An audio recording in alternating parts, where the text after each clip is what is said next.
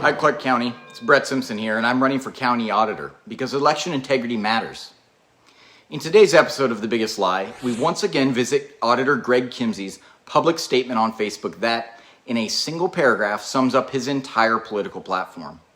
In this statement, we can see the mechanics of dishonesty in full view, as likely passed down through talking points and memos from the state level.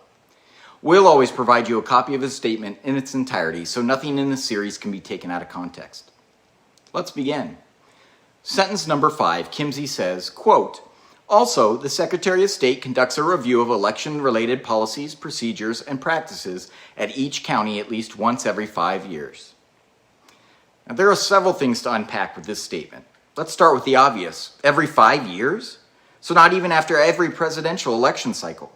Technology, systems, and practices are constantly undergoing change. Complex electronics and networked machines are being used to run our elections. But we'll only glance at things every 5 years to determine if we're doing okay. This is wholly inadequate. After each election, the Auditor's Office should be publishing a report for the electorate to review. It should include the things that went right, the things that didn't go well, and the plan for addressing the areas of concern.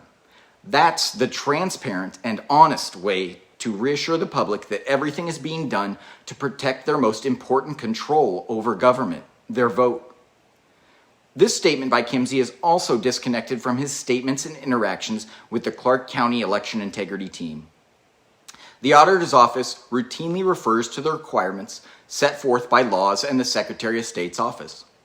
While these references are often disingenuous, as there is flexibility and choice available in many aspects of running our elections, if it's truly as dictatorial as the Auditor's Office suggests, then what is the Secretary of State actually reviewing?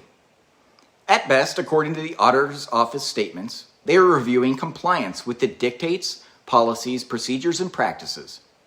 Certainly, they aren't evaluating policies, processes, and procedures that the Auditor's Office has chosen themselves, because according to their own statements, they aren't able to make discretionary choices.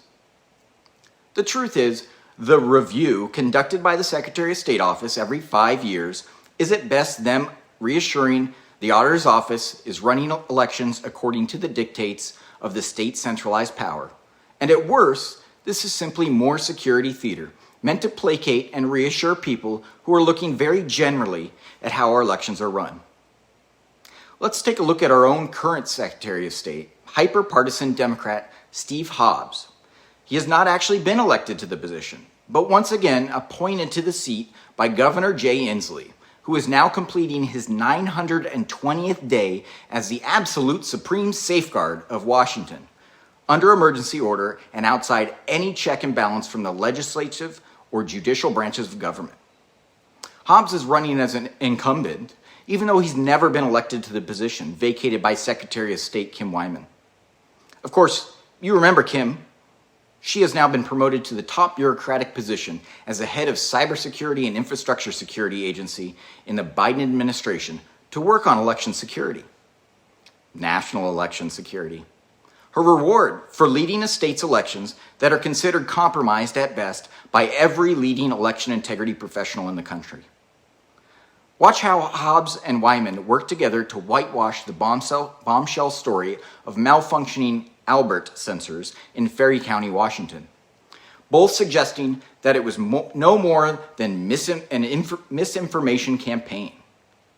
But the Albert sensor in Washington's Ferry County was one of hundreds installed on the networks of state and local governments in the run-up to the 2020 election. It was also found to be a potential intrusion device for hackers, which creates more potential harm than good.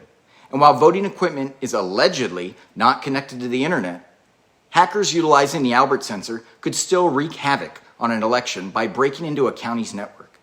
Once inside, they could freeze or alter websites, affect registration infrastructure, or do other things to harm public confidence in elections.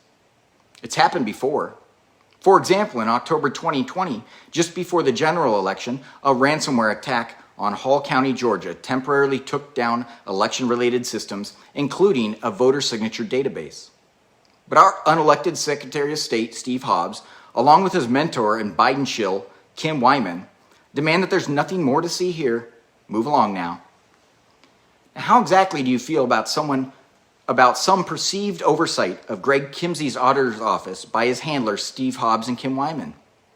When you consider that Kimsey is literally taking marching orders from these partisan bureaucrats, how independent can their review of Kimsey's office really be? So when you hear Kimsey say, quote, "The Secretary of State conducts a review of election-related policies, procedures, and practices at each county at least once every 5 years," now you know how completely misleading that statement really is. Join me at simpsonforauditor.com and join our fight to restore election integrity to all citizens of Clark County. Together, let's make sure every legal vote gets counted.